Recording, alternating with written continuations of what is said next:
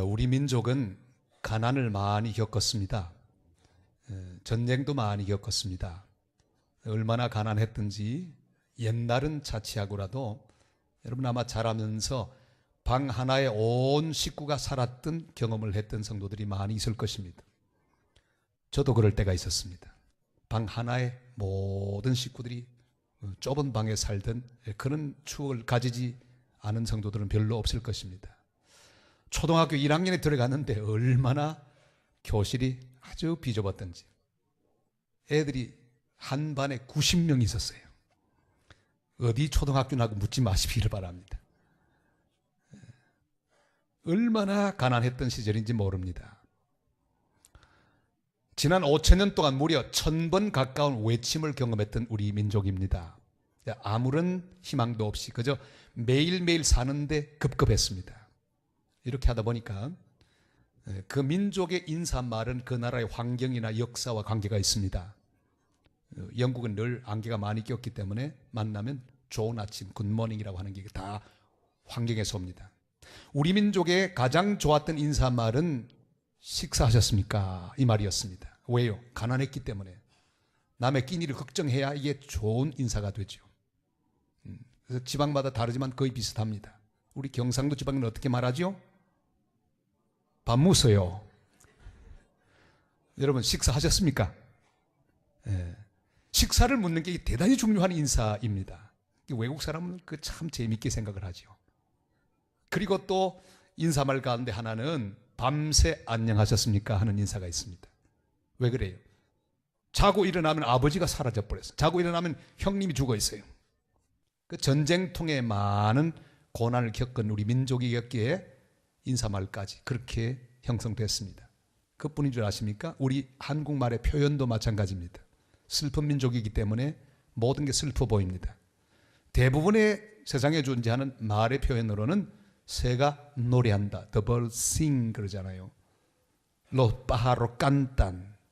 노래한다 그러는데 우리는 새가 운다 그러잖아요. 왜? 우리 귀에는 다 슬프게 들립니다. 왜? 워낙 슬펐던 민족이기 때문에. 종이 운다, 경적이 운다, 심지어 방에 켜놓은 촛불도 눈물 흘린다. 이렇게 다 표현을 하죠. 참 가난한 민족이었습니다. 6.25 전쟁 때는 국민 소득이 50불밖에 안 됐습니다. 도하러 왔던 지금 가장 가난한 나라 중에 하나인 이 에티오피아는 그 당시 3,000불이었습니다. 심지어 정치적인 상황도 대단히 어려워서 어떤 외신 기자가 말하기를 한국에서 민주주의를 보는 것은 마치 쓰레기통에 장미가 피는 걸 기다리는 것하고 마찬가지다 그랬습니다. 그 말이 사실 맞았습니다. 그러나 정말 하나님 은혜로 세상이 달라지고 말았어요. 지금은 어떤 세상이 되었습니까? 민주주의가 꽃피고 있습니다. 국정원 댓글 사건, 옛날 같으면 그런 건 절대로 문제가 안 됩니다. 댓글이 뭡니까? 그런 건 아무리 해도 문제가 없는데 지금은 민주주의가 정착한 한국이 되었습니다. 1885년 4월 5일 저 인천에 도착했던 아펜셀러 언도도와 함께 그들이 우리에게 전해준 복음 때문에 우리나라는 꽃피기 시작했습니다. 경제 부흥을 이루었습니다. 국민소득 2만 불이 넘었습니다. 올림픽을 개최했고 월드컵을 주최했고 이제는 세계 148국에서 온 기독교 대표들을 모시고 WCC 제10차 총회를 개최할 만한 나라가 되었습니다. 이게 얼마나 기적 중에 기적입니까? 여러분 이스라엘의 상황도 우리나라보다 결코 더하면 되지 못하지 않았습니다. 바벨론의 포로가 되어서 왔습니다. 나라 다 잃어버렸습니다. 어떻게 따지면 우리보다 훨씬 더해요. 그래도 우리는 우리나라에 있었잖아요. 일본 사람들이 와서 괴롭혔을 뿐이지 우리 땅에 있었습니다. 그들은 자기 땅을 잃어버리고 포로로 잡혀와서 기약 없는 고통의 세월을 지내고 있었습니다. 나아질 기회가 전혀 없습니다. 이럴 때 이사야를 통해서 하나님께서는 말씀하십니다. 그들의 상황을 이렇게 말씀하지요. 마치 남편 없는 여인과 같다. 마치 잉태하지 못한 여인과 같다. 다시 말하면 가능성 전혀 없고 희망이 전혀 없는 절망적인 상황이라고 말씀하고 있습니다. 여러분 남편 없는 여자 그 당시 상황으로 볼 땐 할 일이 하나도 없는 여자예요. 그러니까 룻기를 보면 룻이 자기 시어머니 나오미와 함께 고향으로 돌아왔습니다. 베들레헴으로 돌아왔는데 해먹을 게 하나도 없습니다. 그래서 할 수 있었던 것은 유일하게 이삭 줍는 일밖에는 없었습니다. 여러분, 그러니까 전혀 대책이 없는 상황이 남편 없는 여자의 상황입니다. 그러나 하나님의 은혜로 보아스를 만나고 하나님의 은혜 가운데 결혼하고 그는 예수님의 할머니가 되는 귀한 축복을 받았습니다. 여러분, 참으로 우리나라의 상황이나 이스라엘의 상황이나 비참하기는 마찬가지였습니다. 그러나 하나님의 은혜 가운데 우리나라도 복을 받고 이스라엘도 성장할 수 있었습니다. 여러분, 우리 한 사람 한 사람의 사정이 어떠하든지 하나님께서 우리를 향해 말씀합니다. 네 장막터를 넓히라, 그렇게 말씀하고 계십니다. 우리 오늘 2절 말씀을 다 같이 한번 읽어볼까요? 네 장막터를 넓히며 내 처소의 희장을 아끼지 말고 널리 펴되 너의 줄을 길게 하며 너의 말뚝을 견고히 할지어다. 아멘. 지금은 비록 포로 가운데 있고 절망 가운데 어려움을 당하고 있지만 하나님이 행하실 미래를 바라보면서 기대하면서 미리 준비하라 말씀하셨습니다. 이스라엘 백성은 유목민이었기 때문에 천막을 사용했습니다. 천막을 넓게 치기 위해서는 간단해요. 말뚝을 더 튼튼하게 박고 줄만 더 길게 이으면 더 넓은 천막을 칠 수 있습니다. 말뚝을 깊이 단단히 박는 게 중요합니다. 그리고 긴 줄을 준비하는 게 중요합니다. 지금 상황이 좋지 않고 희망이 없다고 그냥 그렇게 살아서는 안 됩니다. 우리 하나님께서는 우리를 향해서 네 장막터를 넓히라 말씀합니다. 줄을 길게 하라고 말씀합니다. 그리고 말뚝을 깊이 박으라고 말씀하고 있습니다. 우리 마음을 더욱 넓혀야 합니다. 하나님이 앞으로 쓰실 미래, 주님 손에 있는 그 미래를 믿는 사람은 넓혀야 합니다. 지금부터 미리 넓은 땅을 준비하고 또한 긴 줄을 준비하고 깊이 말뚝을 박아야 합니다. 그 당시 문제가 많았던 고린도 교회 교인들을 향해서 바울은 이렇게 말했죠. 고린도후서 6장 11절 13절 다 같이요. 고린도인이여 너희를 향하여 우리의 입이 열리고 우리의 마음이 넓어졌으니 내가 자네에게 말하듯 하노니 보답하는 것으로 너희도 마음을 넓히라. 여러분, 마음을 넓히라고 말씀합니다. 현대인들은 자꾸 마음이 좁아집니다. 왜? 이게 너무 복잡하게 살다 보니까 양보를 잘 하지 않습니다. 조금만 틀려도 공격합니다. 바쁘게 차를 타고 몰고 다니다 조금만 누가 들어와도 빵빵하고, 세상에 특별히 부산이 더하죠. 양보할 줄을 몰라요. 얼마나 마음이 좁아졌는지 모릅니다.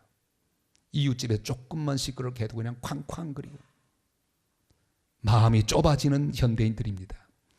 우리 성도도 잘못하면 마음이 좁아질 수 있습니다. 나와는 조금 다르다고 공격할 수 있어요. 여러분, 다른 것은 다른 것이 절대 틀린 것이 아닙니다. 제프 딕슨이라고 하는 사람이 이런 시를 썼습니다. 우리 시대의 역설 한번 들어보십시오. 이런 대목이 나옵니다. 건물은 높아졌지만 인격은 더 작아졌다. 고속도로는 넓어졌으나 시야는 더 좁아졌다. 소비는 많아졌으나 더 가난해지고, 집은 커졌지만 가족은 더 작아졌다. 학력은 높아졌지만 상식은 부족하고, 지식은 많아졌지만 판단력은 모자란다. 전문가는 많아졌지만 문제는 더 많아졌다. 여러분, 공감하시죠? 다 그런 세상이 되고 있는 걸 우리는 봅니다. 왜 이런 현상이 일어날까요? 바로 자기밖에 볼 줄 모르기 때문입니다. 나밖에는 없어요. 나만 최고예요. 나만 발라요. 어떤 사람이 스승을 찾아갔습니다. 스승님, 저 다른 사람과 어떻게 하면 좋은 관계를 맺고 살 수 있을까요? 그래? 나 따라와. 유리창문 앞에 세웠습니다. 저기 봐. 누가 보여? 사람들 지나가네. 잘 봤구나. 다시 따라와. 이번에는 거울 앞에 세웠습니다. 자, 자네 봐. 그 안에 뭐가 있냐? 뭘 보냐? 제가 있는데요. 왜 사람들은 안 보여? 안 보이는데. 왜 안 보여? 똑같은 유리인데 하나는 보이고 하나는 왜 안 보여? 아이고, 저기 은분이 칠해져 있었어. 딱 막혀 있었어. 사람이 안 보이는군요. 그래, 너 말 잘했다. 똑같은 유리라도 우리의 마음 벽에 교만이 있고 아집이 있고 고집이 있으면 다른 사람 안 보인단다. 걷어내거라. 다른 사람이 보여야 한다. 다른 사람이 내 친구로 내 형제로 보일 때만 너는 좋은 관계를 가질 수 있는 사람이 될 것이란다 말을 했습니다. 여러분, 내 교만과 내 아집이 내 눈을 가려서 내 마음을 가려서 다른 사람이 안 보이게 합니다. 나도 잘못될 수 있습니다. 여러분, 마음을 넓히는 하나님의 백성들이 되시기를 바랍니다. 사랑하는 여러분, 장막틀을 넓힐 수 있기를 바랍니다. 마음을 넓힐 수 있기를 바랍니다. 믿음으로 입을 여시기를 바랍니다. 그러면 주께서 채워주실 것입니다. 좀 달라도 다르다고 하지 말고요, 개성이 있다고 말하고 내 형제여 내 지체로 생각하며 모든 나와는 조금 차이가 있는 사람들을 믿음으로 용납하는 하나님의 사람들이 되시기를 바랍니다.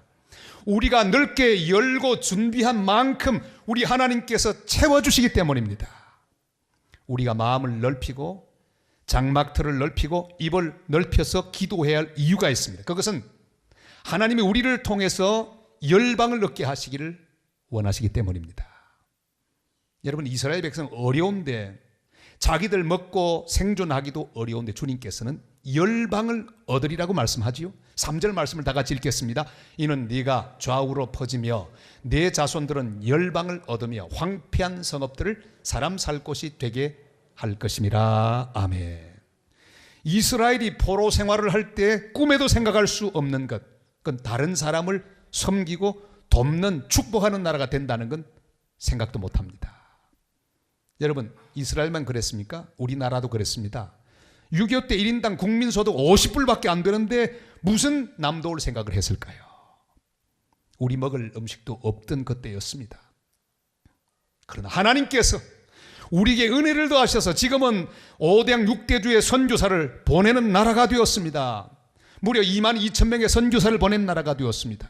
열방 가운데 퍼져서 슬픔과 고통 중에 있는 사람들의 눈물을 닦아주고 그들의 손을 잡고 위로해주는 그런 사람 살 곳으로 바꿔놓는 일을 우리 민족이 지금 하고 있습니다. 몇 년 전 저 몽골의 오지 자르갈란트라고 하는 곳으로 방문했던 적이 있었습니다. 갔더니 우리 선교사가 거기 있어요. 그리고 코이카에서 나온 코이카 단원들도 있어요. 아니, 그 시골 오지에서 일하고 있더라고요. 얼마나 감동이 되는지 몰라요. 그 마을에 겨울이 너무 추워서 양들, 소들 다 얼어 죽었어요.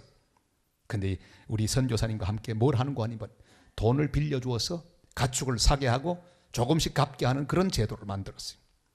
그날 드디어 돈을 전달하는 시기인데 저를 보고 축사를 하래요. 뭐라고 축사했을까요? 이런 말을 했습니다. 여러분, 우리 민족은 참 가난했습니다. 가난에 대해서라면 할 말이 많잖아요. 얘기를 했습니다. 이렇게 가난했는데 하나님 앞에서 은혜를 받고 우리 민족은 이렇게 땅끝까지 나누는 민족이 되었습니다. 여러분들도 하나님 은혜 가운데 좀 넉넉해지거든 또 다른 민족을 도와주는 민족들이 되시기를 바랍니다. 그랬더니 참 그 사람들이 아주 은혜를 많이 받았습니다. 여러분, 지금도 우리의 선교사들은 5대양 6대주에 퍼져서 수많은 사람을 위로하고 눈물 닦아주는 일을 계속하고 있습니다. 저도 선교사였을 때 저 남미 칠레까지 가서 복음을 전했습니다. 울고 사는 사람들이 주님 앞으로 와서 행복해지는 모습을 보았습니다. 한 자매도 주님을 믿고 세례받고 행복해졌습니다.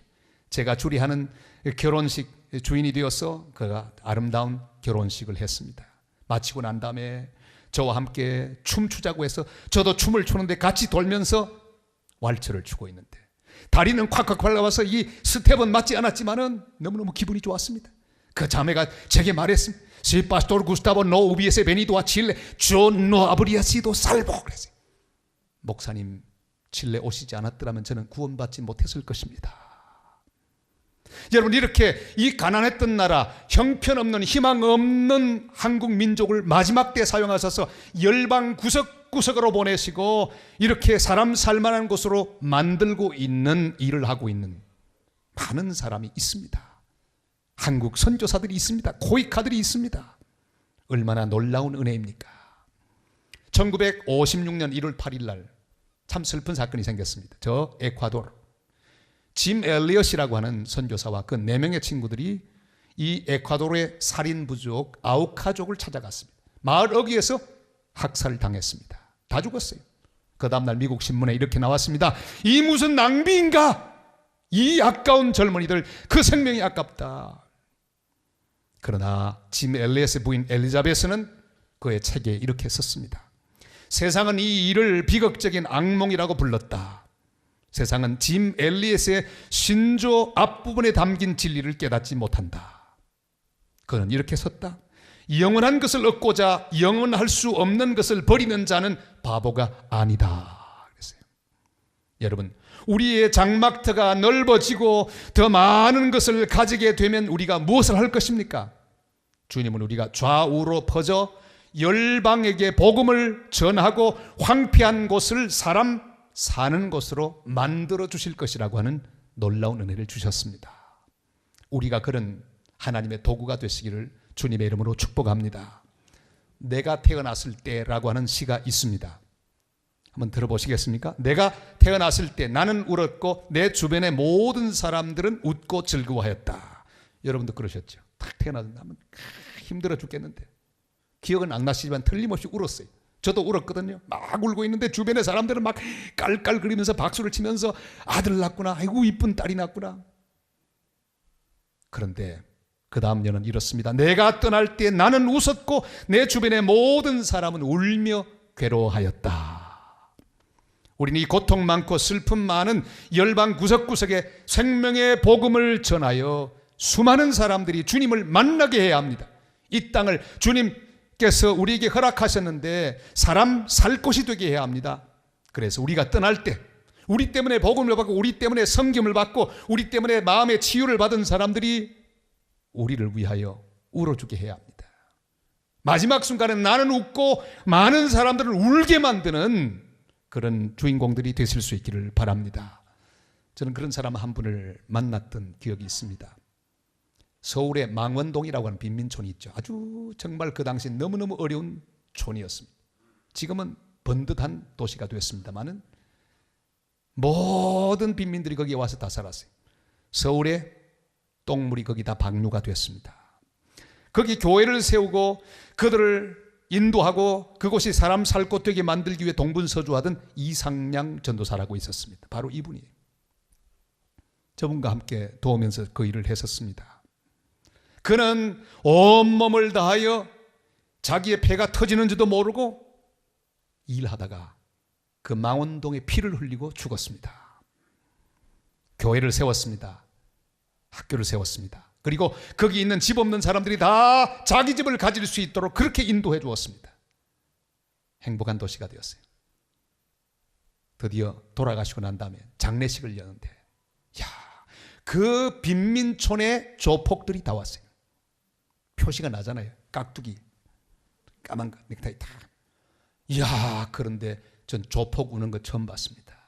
얼마나 슬피 우는지. 하나님도 무심하시지. 우리 전도사님이 무슨 죄가 있다고 이렇게 일찍 데리고 가시나. 막 우는데 중간중간에 XX AXX 조폭들은 울어도 욕을 하면서 울더군요. 그들의 우는 모습을 보고 저는 깊은 은혜를 받았습니다. 아하, 저렇게 그들에게 사람의 거룩한 그 영혼 속에 빛을 주고 은혜를 베푼 우리 이상량 전도사 웃으며 천국 갔는데 이 사람들이 다 울고 있구나 그랬어요. 여러분, 우리도 이 세상 떠날 때 우리는 웃고 많은 사람들이 우리에게 사랑을 받고 복음을 전해받아서 행복해진 수많은 사람들이 막 우는 가운데 주님 앞에 가는 성도들 다 되시기를 주의 이름으로 축원합니다. 열방을 얻게 하는 놀라운 미래는 누가 주십니까? 오늘 저는 한번 묻기를 원합니다. 여러분, 열방을 얻게 하는 우리의 미래, 이 미래는 누가 주실까요? 다시 묻습니다. 열방을 얻게 하는 미래는 누가 주실까요? 그렇게 믿으시면 아멘. 우리 미래는 하나님 손에 있습니다. 하나님께서 우리의 인생에 채색하여 주실 것입니다. 색깔을 입혀 주실 것입니다.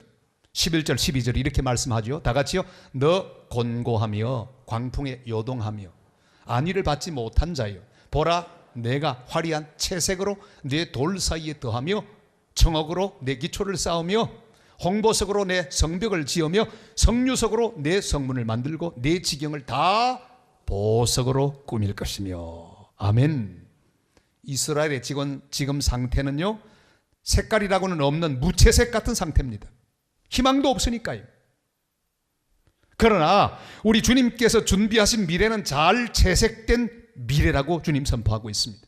성을 쌓아주실 것이고 그 성의 돌을 채색하실 것이고 아름다운 보석으로 꾸며주실 것이라고 하는 놀라운 소망의 미래를 선포하고 계십니다. 우리는 이 주님이 우리를 위해 준비하신 미래를 믿어야 합니다. 우리 미래가 주님 손에 있는 것을 확신하게 되시기를 바랍니다. 그의 손 아래서 우리 인생은 아름답게 변하게 될 것을 믿습니다. 지난번에 제 딸 집에 갔을 때 딸이 그냥 얼마나 호들갑을 떨면서 자랑하는지, 자기 딸 자랑하는데 세상에 얼마나 자랑하는지. 그러니까 아이가 페트병, 빈 병을 와라락 밟아가지고 쓰레기통에 딱 집어넣는 거, 그걸 보여주더니 아빠, 이 아이는 천재야. 이거 하는 거 좀 봐. 아니 이거 아무나 할 줄 아는 거잖아요. 아니 페트병 밟아서 쓰레기통에 못 넣는 아이가 어디 있어요. 근데 어제는 또 스카이프를 하는데 아빠 서연이가 드디어 자전거를 탔어. 그래. 응? 2발 자전거? 아니야 3발 자전거. 3발 자전거는 아무나 타잖아요. 아이 그건 뭐 대단하다고요. 근데 더 기가 막힌 것은 저를 끌고 가더니 액자 하나를 보여줬습니다. 아빠 이 그림 좀 봐. 제가 찍어왔어요. 얼마나 멋진 그림이야. 제가 아무리 눈을 뜨고 봐도 멋진 그림이 아니고 황칠이었습니다. 네, 말로 표현 안 했어요. 잘했구나. 그런데 속으로는 황칠이네. 저걸 액자 좋은 걸로 해서 벽에 딱 걸어놨어요. 막 자랑합니다. 저는 딸이 자기 딸 자랑하는 걸 보면서 하나님 마음을 깨달을 수가 있었습니다. 우리가 별로 신통하지 못해도 하나님은 우리를 보시고 감탄하십니다. 내 사랑하는 아들이 또 이겼구나. 내 사랑하는 아들이 이렇게 귀한 예배를 드리는구나. 이 귀한 찬양을 드리는구나. 이 귀한 봉사를 하는구나. 주님 우리 한 사람 한 사람의 귀한 봉사를 보고 얼마나 감탄하시는지 몰라요. 내 신통치 못한 것을 보고 감탄하십니다. 내가 만든 별 볼 일 없는 것도 하나님은 아예 액자 속에 넣어서 보고 칭찬하고 또 칭찬하십니다. 사랑하는 성도 여러분, 하나님 마음이 그러하십니다. 그는 내 인생을 완성하실 분이십니다. 주님께서 내 인생에 성을 쌓아주실 것입니다. 아무리 부족해도 주님의 은혜로 채색하여 주실 것입니다. 주님의 보석으로 우리를 꾸며주실 것입니다. 그런 거로 사랑하는 성도 여러분, 주님을 믿고 주님 앞에 모든 것을 맡기시기를 바랍니다. 주님은 지금도 우리의 인생을 완성하고 계십니다. 채색하시고 성을 쌓고 계십니다. 안 된다고 말하지 마시기를 바랍니다. 희망이 없다고 말하지 마시기를 바랍니다. 크신 일을 행하실 여호와 하나님을 믿고 장막틀을 넓히시기를 바랍니다. 마음을 넓힐 수 있기를 바랍니다. 나와는 조금 다르다고 공격하고 비방하지 마시고 받아들일 수 있기를 바랍니다. 그래, 당신은 그럴 수 있어. 그러나 나는 주님처럼 내 마음을 열고 당신을 용납해. 마음을 넓혀서 나와는 조금 차이가 있는 어떤 종류의 사람이라도 다 용납할 수 있는 하나님의 사람들이 되시기를 바랍니다. 믿음의 말뚝을 더욱 견고히 박을 수 있기를 바랍니다.